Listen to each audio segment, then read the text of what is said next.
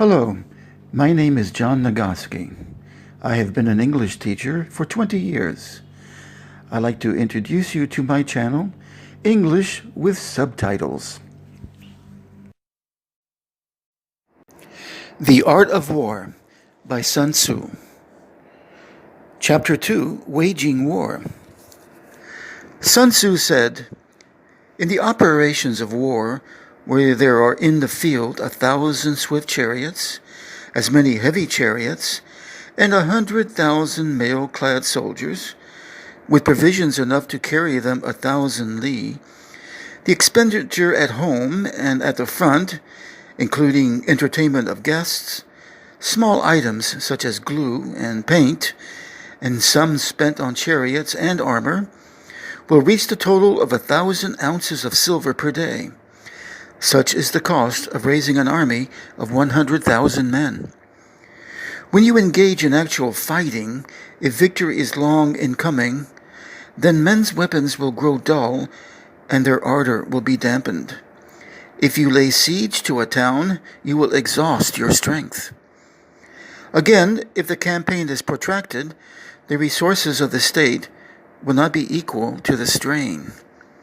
Now, when your weapons are dulled, your ardor damped, your strength exhausted, and your treasure spent, other chieftains will spring up to take advantage of your extremity. Then no man, however wise, will be able to avert the consequences that must ensue. Thus, though we have never heard of stupid haste in war, cleverness has never been seen associated with long delays. There is no instance of a country having benefited from prolonged warfare.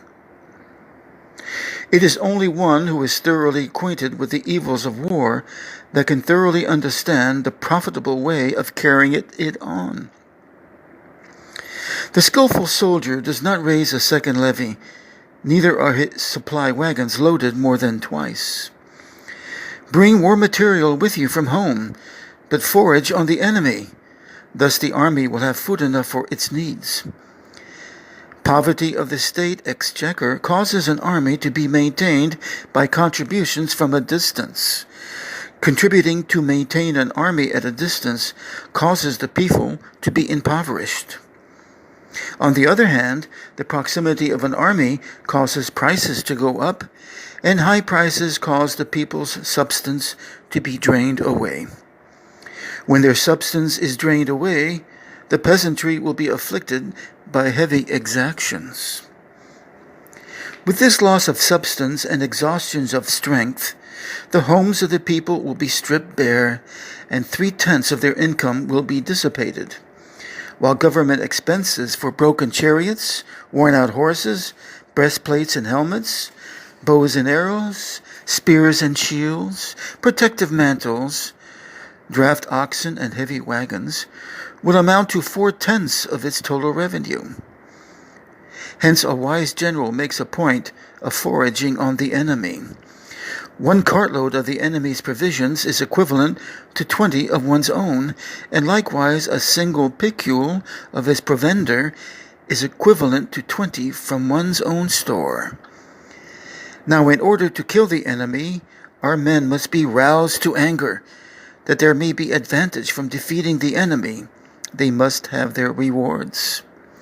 Therefore, in chariot fighting, when 10 or more chariots have been taken, those should be rewarded who took the first. Our own flags should be substituted for those of the enemy, and the chariots mingled and used in conjunction with ours. The captured soldiers should be kindly treated and kept. This is called using the conquered foe to augment one's own strength. In war, then, let your great object be victory, not lengthy campaigns.